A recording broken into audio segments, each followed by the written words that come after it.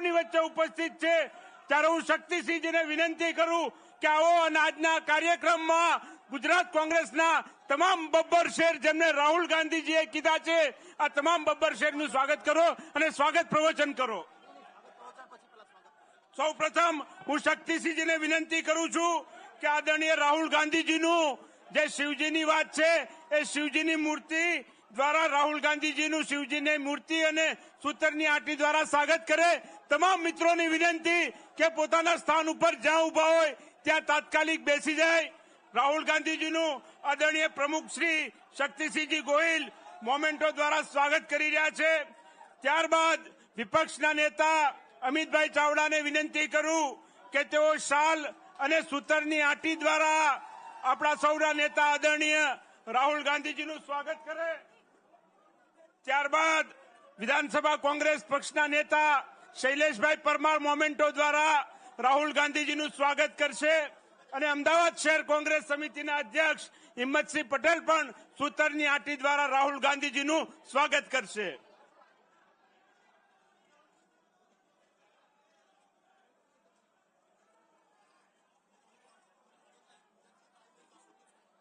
ભારતીય જનતા પાર્ટીના કાર્યકરોએ ગુજરાત પ્રદેશ કોંગ્રેસ સમિતિ ઉપર જે કાયરતાપૂર્ણ હુમલો કર્યો હું શક્તિસિંહજી ગોહિલ આપણા પ્રદેશ પ્રમુખશ્રીને વિનંતી કરું છું કે આવો અને સ્વાગત પ્રવચન કરો।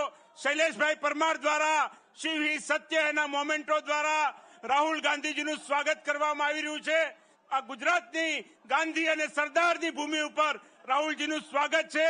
હું વિનંતી કરું આપણા પ્રદેશ પ્રમુખ શ્રી શક્તિસિંહજી ગોહિલને કે જેમણે તાકાતપૂર્વક ભારતીય જનતા પાર્ટીની આ સરકાર અને પોલીસને ફરજ પાડી કે કોંગ્રેસ પક્ષની પણ એફઆઈઆર લેવી પડે।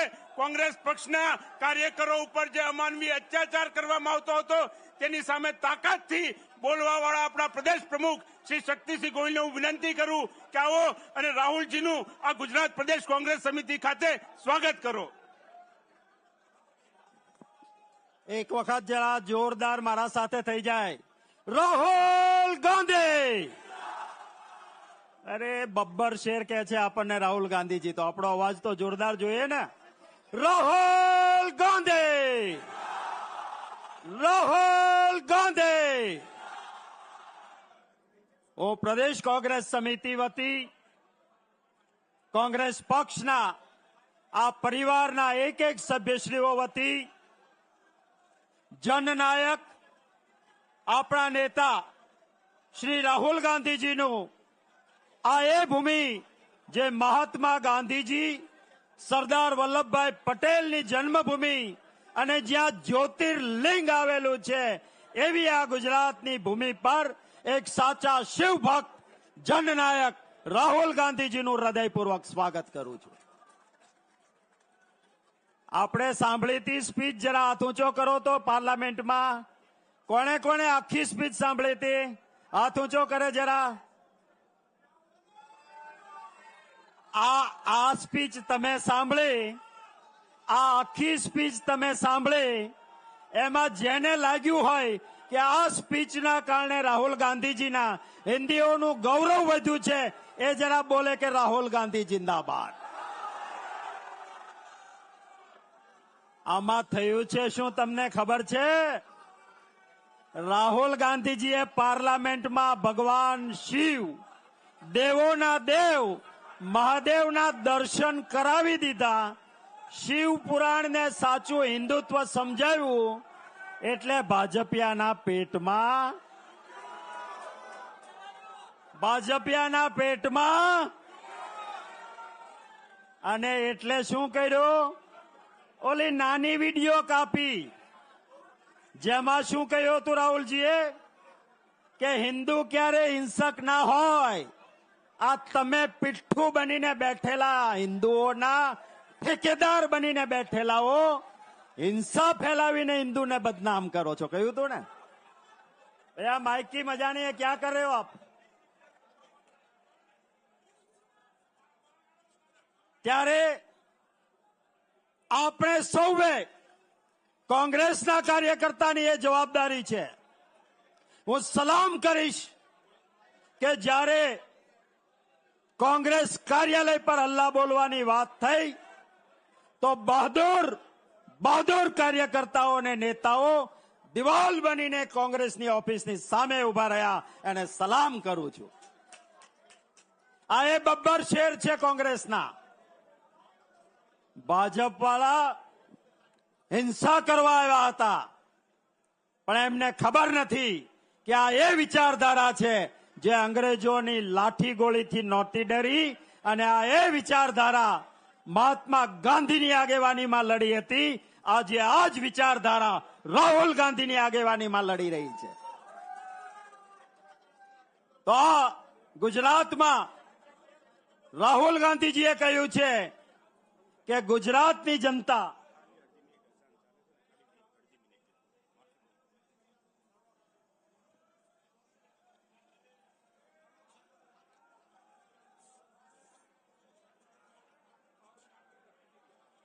ત્યારે હું આપ સૌને કહું છું કે કોંગ્રેસ ગુજરાતમાં જીતશે એ રાહુલ ગાંધીજીના શબ્દો, અને આપણા અહંકારથી નહીં, ગુજરાતીઓ આનાથી ગળે આવી ગયા છે એટલે ગુજરાતીઓ કોંગ્રેસને જીતાડશે. રાહુલ ગાંધીજી ન્યાય માટે લડે છે, અને સમગ્ર ગુજરાતમાં જેને જેને અન્યાય થયો છે એ પરિવારો રાહુલ ગાંધીજીને મળવા આવ્યા છે, અને રાહુલ ગાંધીજી એમને મળવાના છે. આ ગુજરાતીઓના આશીર્વાદ આપણને જીતાડશે. જે 5 બબ્બર શેર પોલીસે જેમને પકડ્યા છે, કોર્ટે આજે પણ એમની ટીકા કરી કે તમારે જરૂર નહોતી તો વહેલા હું કામ લાવ્યા. એવા પરિવારના, એ જ આપણા બબ્બર શેરના પરિવારના સભ્યોને રાહુલ ગાંધીજી મળવાના છે. એ માટે રાહુલ ગાંધીજીનો આભાર માનું છું. આવા આપણા નેતા છે. વિશેષ તમારી અને રાહુલ ગાંધીજીની વચ્ચે નહીં લેતા, હું રાહુલ ગાંધીજીને જ વિનંતી કરું. એ પહેલા જરા 2 સૂત્રો થઈ જાય. राहुल गांधी, और जोर से राहुल गांधी. वो राहुल गांधी जी से मैं विनती करूंगा कि आइए और हमें संबोधित कीजिए.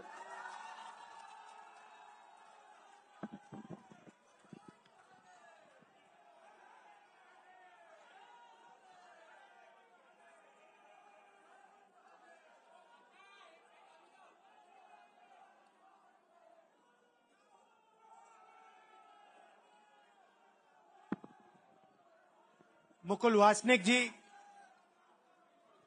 शक्ति सिंह गोयल जी, अमित चावड़ा जी,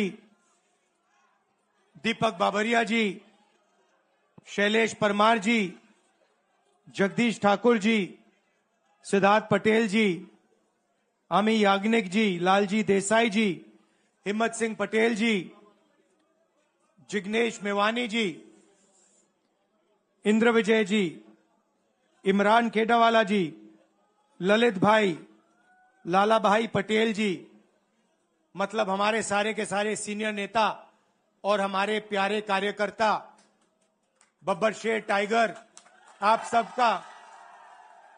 सबका यहां मैं बहुत दिल से स्वागत करता हूं.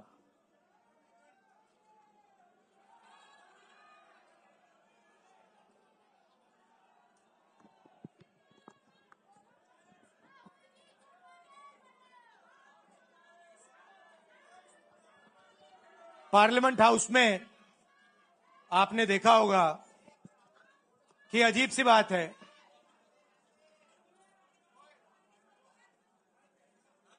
बीजेपी की जो पूरी मूवमेंट थी, राम मंदिर की, अयोध्या की मूवमेंट थी. सही बात. शुरुआत अडवाणी जी ने की थी, रथ यात्रा हुई थी, उसमें आपने अडवाणी जी को रथ पे देखा था.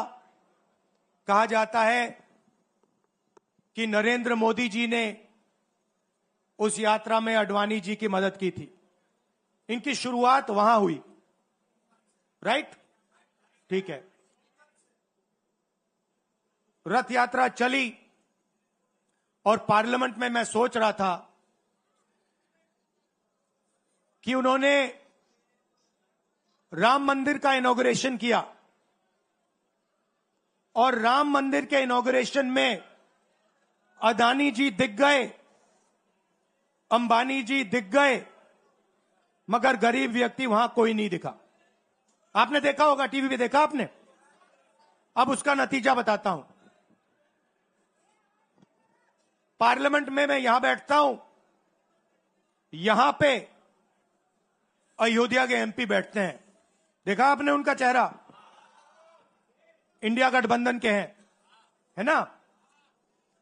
मैंने उनसे पूछा कि भैया आप मुझे एक बात समझाओ, ये बीजेपी ने अपनी पूरी पॉलिटिक्स अयोध्या की पॉलिटिक्स थी। चुनाव के पहले इन्होंने राम मंदिर का इनॉग्रेशन किया, राम भगवान को पॉलिटिसाइज करने की कोशिश की, मीडिया में फैला दिया। मैंने उनसे पूछा भैया एक बात बताओ, यह हुआ क्या कि उन्होंने राम मंदिर का इनॉग्रेशन किया और इंडिया गठबंधन अयोध्या में चुनाव जीत गया, यह हुआ क्या। और मुझे जवाब उन्होंने दिया, मैं यह जवाब आपको देना चाहता हूं। उन्होंने कहा राहुल जी, मुझे पता लग गया था, तकरीबन 6 महीने पहले मुझे पता लग गया था कि मैं अयोध्या से लड़ूंगा, और जिस दिन मुझे पता लगा उस दिन मुझे यह भी मालूम था कि मैं सिर्फ लड़ूंगा नहीं, इंडिया गठबंधन अयोध्या से जीतने जा रहा है। मैंने कहा कि आपको कैसे मालूम? पूरी देश में, मीडिया में, सब जगह राम मंदिर का इनॉग्रेशन हुआ, तो आपको कैसे मालूम? उन्होंने कहा कि राहुल जी, जब मैं अयोध्या में लोगों से बात करता था तो मुझे अयोध्या के लोग सिर्फ 2-3 चीजें कहते थे। पहली बात कहते थे कि अयोध्या में मंदिर बनाने के लिए, क्लीन अप करने के लिए बहुत सारे लोगों से जमीन ली गई, बहुत सारे लोगों की दुकानें, घर तोड़े गए, और आज तक जिन लोगों के घर छीने गए, तोड़े गए, दुकानें तोड़ी गई, आज तक उनको नरेंद्र मोदी जी ने कॉम्पनसेशन नहीं दिया। पहली बात, जहां भी वो जाता था लोग उनसे कहते थे हमारी जमीन छीनी गई, सरकार ने हमें मुआवजा नहीं दिया। दूसरी बात, अयोध्या का इंटरनेशनल एयरपोर्ट बना, बड़ा एयरपोर्ट, जमीन किसकी गई? अयोध्या के किसानों की जमीन गई। आज तक उनको सही मुआवजा नहीं मिला। और तीसरी बात इन्होंने बताई मुझे, तीसरी बात, राहुल जी, अयोध्या की जनता को बहुत गुस्सा आया जब उन्होंने देखा कि राम मंदिर के इनॉग्रेशन में अयोध्या का एक भी व्यक्ति नहीं था। यह कारण थे। मगर मैं आपको यह कहानी क्यों बता रहा हूं? क्योंकि जो मूवमेंट अडवाणी जी ने चालू की थी, उस मूवमेंट को, जिसका सेंटर अयोध्या था, उस मूवमेंट को इंडिया गठबंधन ने अयोध्या में हरा दिया है। बहुत बड़ी बात कह रहा हूं। मतलब इनका पूरा जो सेंटर था, वहां पे हमने, आप जैसे कार्यकर्ताओं ने, कांग्रेस पार्टी के कार्यकर्ताओं ने, और आप जाके पूछिए वहां पे, समाजवादी पार्टी के किसी भी नेता से पूछ लीजिए और वो आपको बताएगा कि कांग्रेस पार्टी का कार्यकर्ता बब्बर शेर जैसे हमारे साथ खड़ा हो गया था, 1 इंच पीछे नहीं हटा। तो अयोध्या में कांग्रेस पार्टी ने, इंडिया गठबंधन ने इनको हराया है। तो अगला स्टेप क्या है? अब इन्होंने क्या किया? अच्छा, अंदर की बात बताता हूं। अब यहां आया हूं, परिवार से बात हो रही, तो अंदर की इनसाइड ट्रैक बता देता हूं। इनसाइड ट्रैक है, उसी एमपी ने बताया, राहुल जी यहां पे 3 बार सर्वे हुआ था, नरेंद्र मोदी जी वाराणसी से नहीं लड़ना चाहते थे, नरेंद्र मोदी जी अयोध्या से लड़ना चाहते थे। उनके सर्वेयर आए, 3 बार आए, नरेंद्र मोदी जी आए, और सर्वेयर ने उनको कह दिया, नरेंद्र मोदी जी अगर आप अयोध्या से लड़ेंगे, आप अयोध्या में हारेंगे, आप अयोध्या में मत लड़िए, क्योंकि अगर आप लड़ गए, आपका राजनीतिक करियर अयोध्या में खत्म हो जाएगा। इसलिए अयोध्या से नहीं लड़े, वाराणसी से लड़े। और वाराणसी में हमने 1-2 छोटी गलती कर दी, नहीं तो वहां उनको निपट लेते। मतलब आप देखिए, अयोध्या में उन्हीं के लोगों ने उनसे कहा कि हारोगे, और काशी में कितने से जीते? 1 लाख वोट से जीते। मतलब जान बचा के निकले हैं। सच्चाई है। जैसे मैंने पार्लियामेंट हाउस में कहा, हमारा काम, ये जो लगा रखा है मैंने आज, ये जो चिन्ह लगा रखा है, इसको क्या कहते हैं? अभय मुद्रा कहते हैं। ये आपका चिन्ह है, इसको भूलो मत। आप आज वापस जाओगे, अलग अलग धर्म के लोग हो आप, हर धर्म में यह चिन्ह आपको दिखाई देगा। गुरु नानक जी की फोटो देखिए, महावीर की देखिए, बुद्धा की देखिए। इस्लाम में भी, जैसे मैंने पार्लियामेंट में कहा, दुआ मांगी जाती है, दोनों हाथ से ऐसे मांगी जाती है। आप शिव जी की फोटो देखिए, उसमें आपको यह दिखाई देगा। और इसका मतलब है डरो मत, डराओ मत। और मैं आपसे यहां कहने आया हूं, इन्होंने आपके ऑफिस पे आपके कार्यकर्ताओं पर आक्रमण किया है। अब आपको डरना नहीं है, डराना नहीं है। इन्होंने हमारे ऑफिस पे धमकाकर, ऑफिस को तोड़कर हमें चैलेंज दिया है। चैलेंज क्या है? गुजरात के चुनाव में मैं आपको बता रहा हूं, हम सब मिलकर इनको गुजरात में हराने जा रहे हैं। जो हमने कहा, और लिख के ले लो, कांग्रेस पार्टी की जो आत्मा है वो गुजरात के चुनाव में लड़ेगी, और नरेंद्र मोदी और बीजेपी को गुजरात में, जैसे हमने अयोध्या में हराया है, वैसे ही हम गुजरात में इनको हराने जा रहे हैं। कौन हराएगा? हमारे लीडर हराएंगे, हमारे बब्बर शेठ टाइगर हराएंगे। आप देख रहे हो, मैं बता रहा हूं आपको, देखो 50% आप में से लोग, 50% आप क्या सोच सकते थे? मैं आपको पूछता हूं, आप क्या सोच सकते थे? चुनाव से पहले आप सोच सकते थे कि अयोध्या में बीजेपी हारेगी? ना। आप सोच सकते थे कि नरेंद्र मोदी से जान बचा के निकलेगा? मतलब मार्जिन ऐसे तुक्के से निकलेगा, सोच सकते थे? मैं आपको बता रहा हूं, जैसे ये अयोध्या में हारे, वैसे यहां पे हारने जा रहे हैं। आपको सिर्फ एक काम करना है, एक काम करना है आपको। आपको सिर्फ गुजरात की जनता को सिर्फ एक बात बोलनी है, आपको डरना नहीं है। बिना डरे अगर आप बीजेपी से लड़ गए, चाहे आप किसान हो, मजदूर हो, छोटे व्यापारी हो, अगर गुजरात की जनता बिना डरे लड़ गई, बीजेपी सामने नहीं खड़ी हो पाएगी।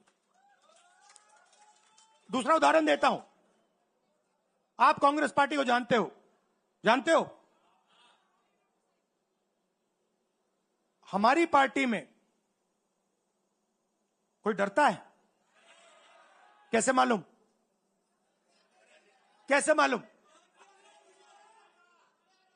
हमारी पार्टी में दिल से बात कर देते हैं।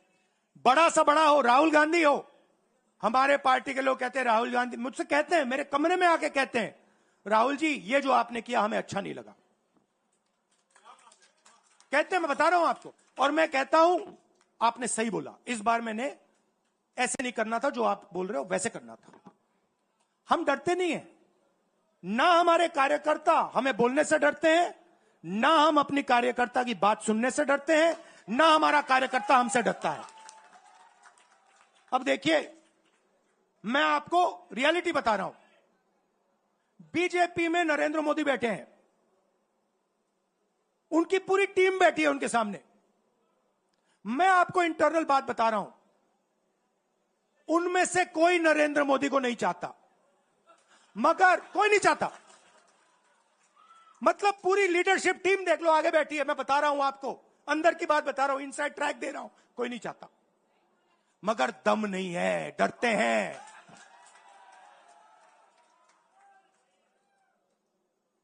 अगर नरेंद्र मोदी जैसा लीडर कांग्रेस पार्टी में होता, पूरी कांग्रेस पार्टी खड़े हो जाती, कहती है नहीं हम डरते नहीं है, हटो यहां से।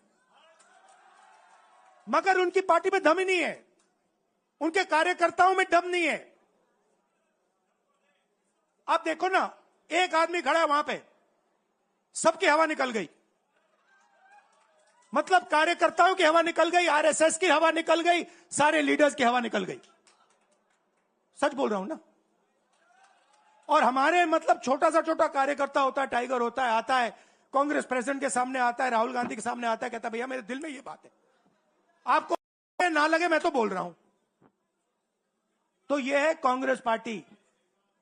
अंग्रेजों के साथ ये खड़े हो गए थे सारे के सारे आरएसएस वाले। हम लड़े थे, हमने कहा, देश से हमने कहा था डरो मत, डराओ मत, हमने कहा था। बीजेपी के लोगों ने हाथ जोड़ के कहा था भैया डर गए हम, जो करना है कर लो। तो आप अपनी हिस्ट्री समझो,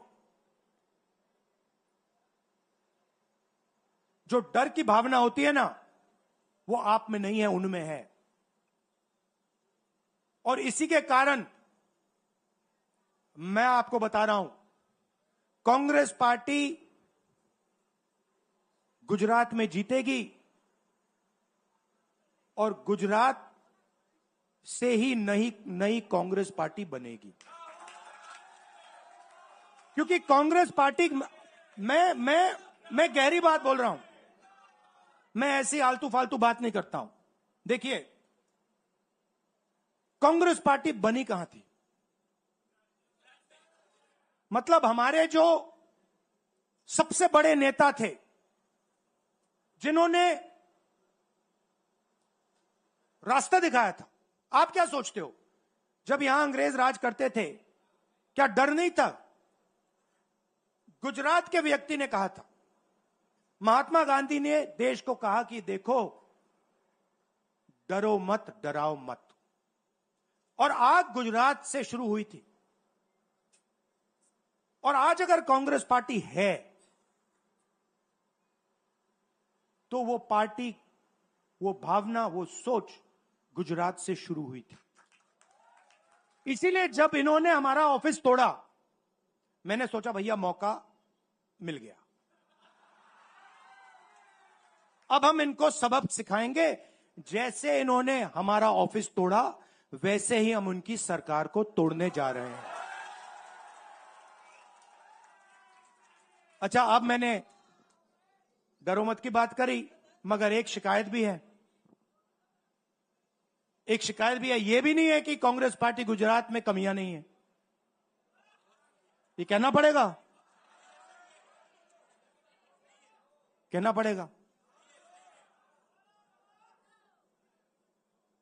कमी क्या है?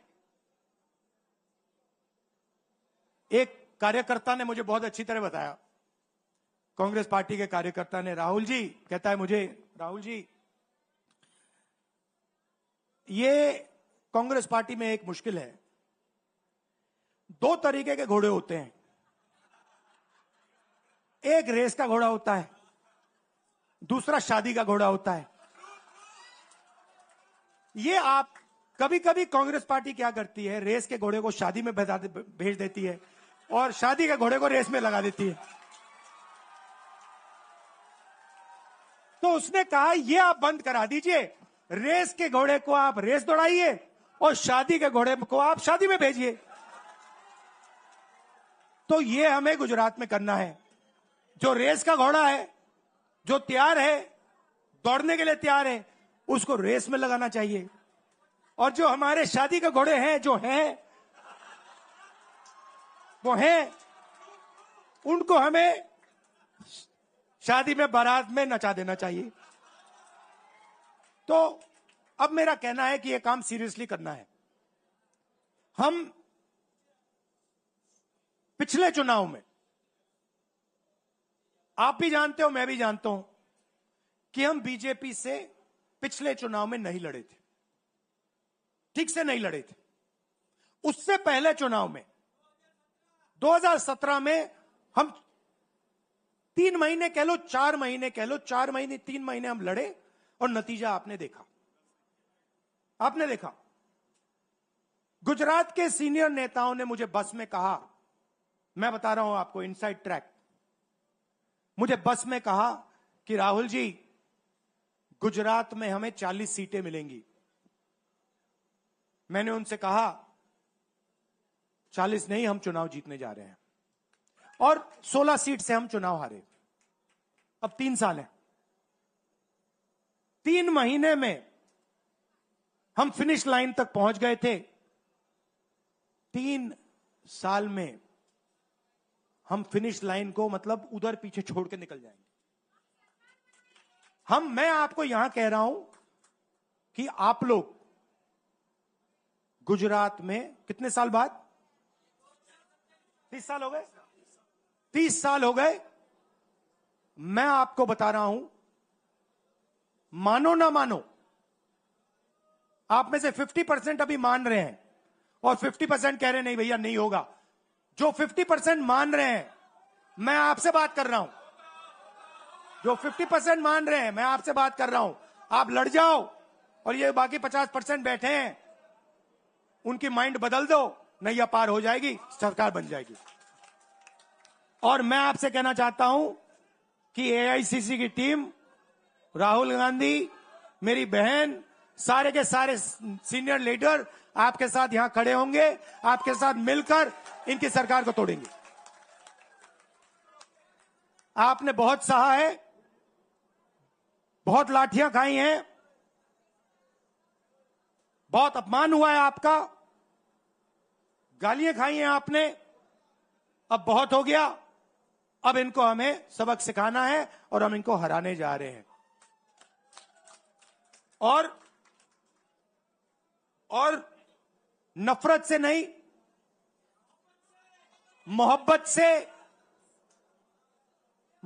आप देखना, मोहब्बत से हम इनको हराएंगे। कैसे? क्योंकि नरेंद्र मोदी जी का जो विजन था, वो गुब्बारा जो था वो फट गया है,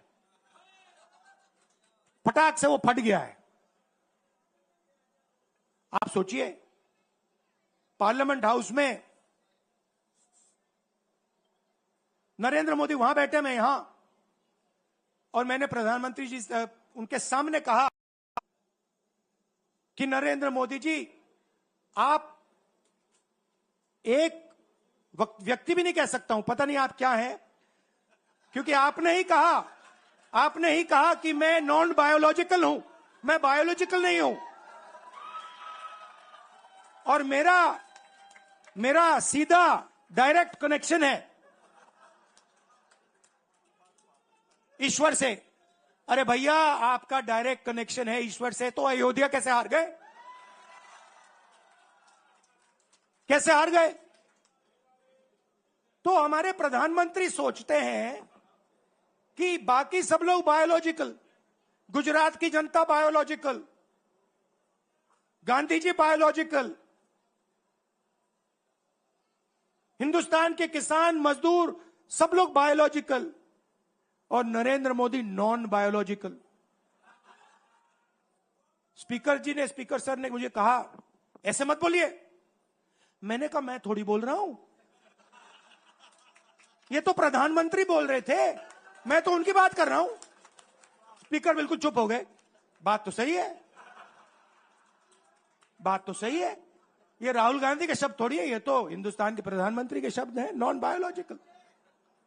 अब सोचिए वो व्यक्ति जो अपने आप को नॉन बायोलॉजिकल समझता है और देश की जनता को बायोलॉजिकल समझता है, कि मतलब मैं यहां और बाकी जनता वहां, वो गुजरात को विजन कैसे दे सकता है? जो किसानों का दर्द नहीं समझ सकता, मजदूरों का दर्द नहीं समझ सकता, डायमंड इंडस्ट्री में जो काम करते हैं उनका दर्द नहीं समझ सकता, नॉन बायोलॉजिकल व्यक्ति वो गुजरात को कैसे रास्ता दिखा सकता है? नहीं दिखा सकता।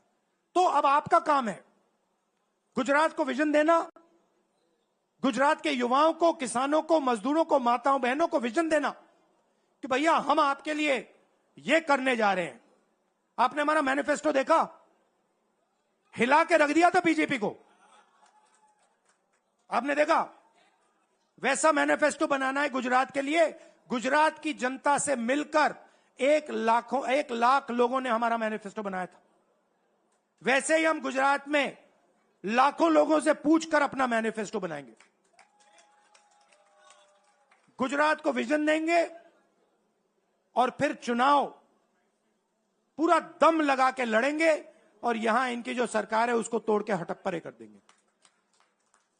आप सबका दिल से धन्यवाद। आखिरी बात मैं कहना चाहता हूं, यहां जगन्नाथ यात्रा हो रही है। आप सबको और जो यात्रा में भाग लेंगे आप सबको शुभकामनाएं देना चाहता हूं और दिल से प्यार देना चाहता हूं।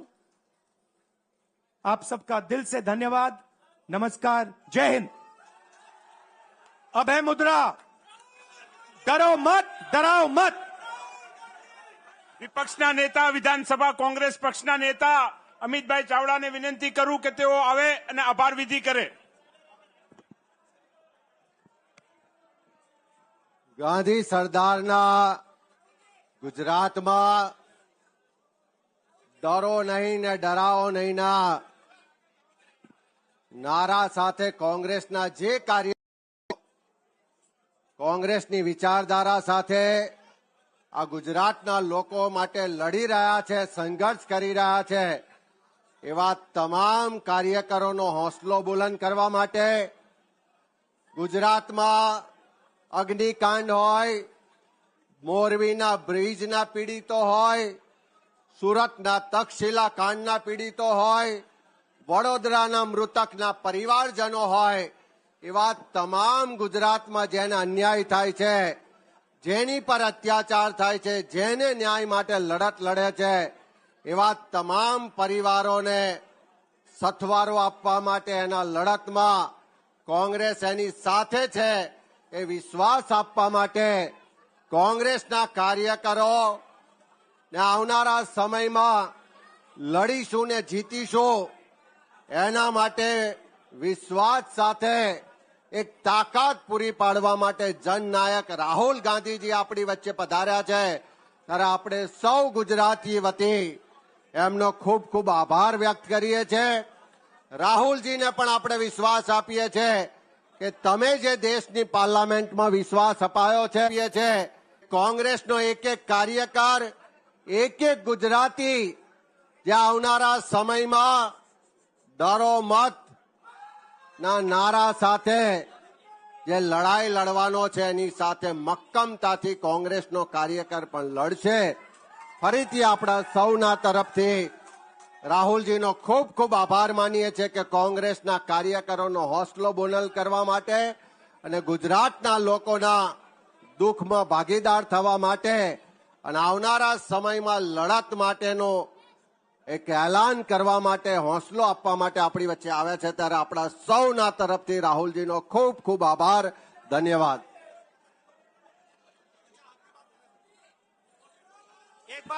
एक बात मैं भूल गया कहना, आने से पहले मैंने अपनी बहन से कहा था कि देखो अगली बार मैं गुजरात जाऊंगा तुम्हें मेरे साथ आना होगा।